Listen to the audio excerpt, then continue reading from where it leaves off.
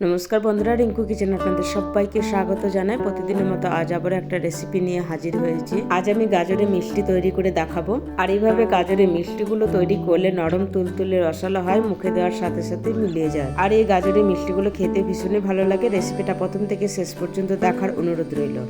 রেসিপিটা বানানোর জন্য প্রথমেই নিয়ে নিচ্ছি দুটো গাজর। এবার গাজরের খোসা ফেলে দিয়ে গাজর দুটোকে ভালোভাবে ধুয়ে নেব। তারপর গাজরের বোটা বাদ দিয়ে এভাবে ছোট ছোট পিস করে গাজরগুলো কেটে নিলাম। এবার গাজরগুলো বেটে নিব। তার জন্য একটা বড় সাইজের মিক্সি জার নিয়ে নিলাম। তারপর গাজরের টুকরোগুলো মিক্সির মধ্যে ঢেলে নিলাম। এবার এর মধ্যে দিয়ে দিচ্ছি হাফ কাপ মতো দুধ। দুধটা আগে থেকে জাল করা ছিল, সেই দুধটাকে পুরোপুরি ঠান্ডা করে ব্যবহার করছি। এই সময় দিয়ে দিচ্ছি 2 চামচ মতো চিনি। রেসিপিটা বানানোর জন্য প্রথমে কাপ বা বাটি সেট করে নেবেন, সেটার মাপ করে সমস্ত উপকরণ নেবেন, তাহলে মিষ্টিগুলো একদম পারফেক্ট ভাবে তৈরি হবে। এবার মিক্সির ঢাকনা লাগিয়ে গাজরটা একদম মিহি করে বেটে নিলাম। এবার একটা চামচের সাহায্যে আপনাদের দেখিয়ে দিচ্ছি। দেখুন গাজরটা একদম মিহি করে বেটে নিয়েছি। এবার বেটে রাখা গাজরটা আমি একটা ছাঁকনির সাহায্যে ছেঁকে নেব।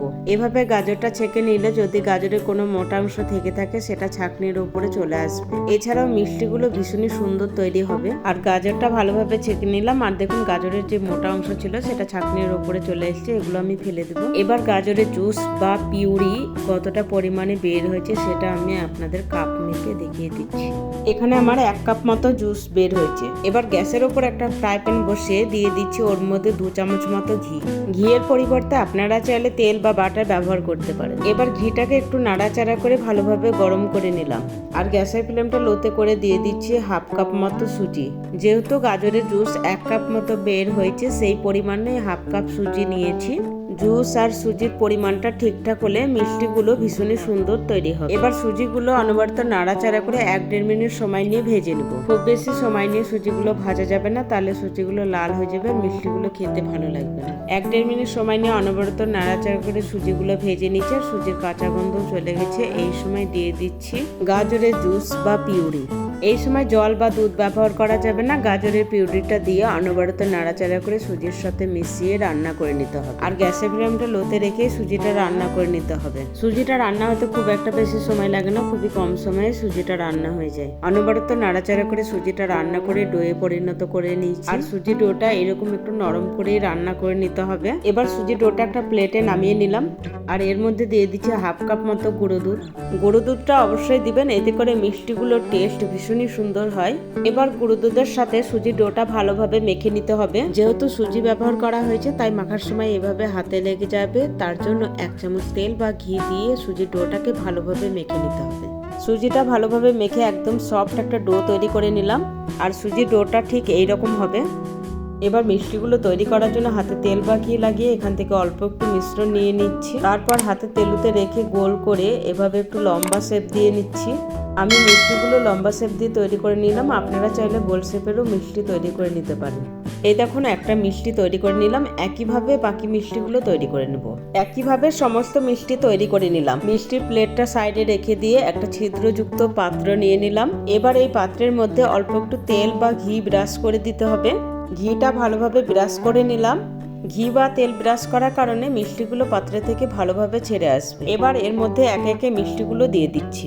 সমস্ত মিষ্টিগুলো এই পাত্রের মধ্যে দিয়ে নিলাম। এখন মিষ্টিগুলো ভাপিয়ে নিব। তার জন্য আগে থেকে একটা কড়াইতে পরিমাণ মতো জল গরম করতে বসিয়ে দিয়েছিলাম। আর এখন জলটা ভালোভাবে গরম হয়ে গেছে। এই সময় ছিদ্রযুক্ত থালাটা এর মধ্যে বসিয়ে দিচ্ছি। তারপর ঢাকনা দিয়ে 5 থেকে 7 মিনিটের জন্য মিষ্টিগুলো ভাপিয়ে নিব।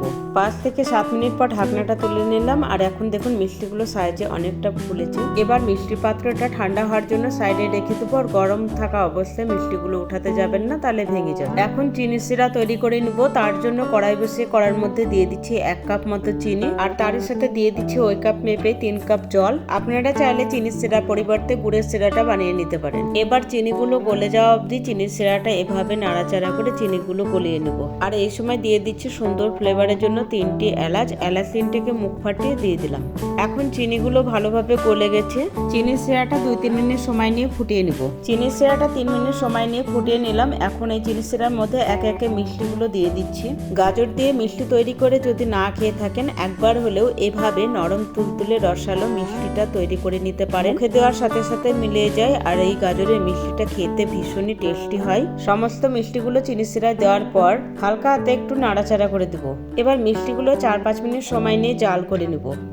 মিষ্টিগুলো 5 মিনিট জাল করে নিয়েছি। এবার গ্যাস বন্ধ করে ঢেকে 1.5 থেকে 2 ঘন্টা সময়ের জন্য রেখে দেবো।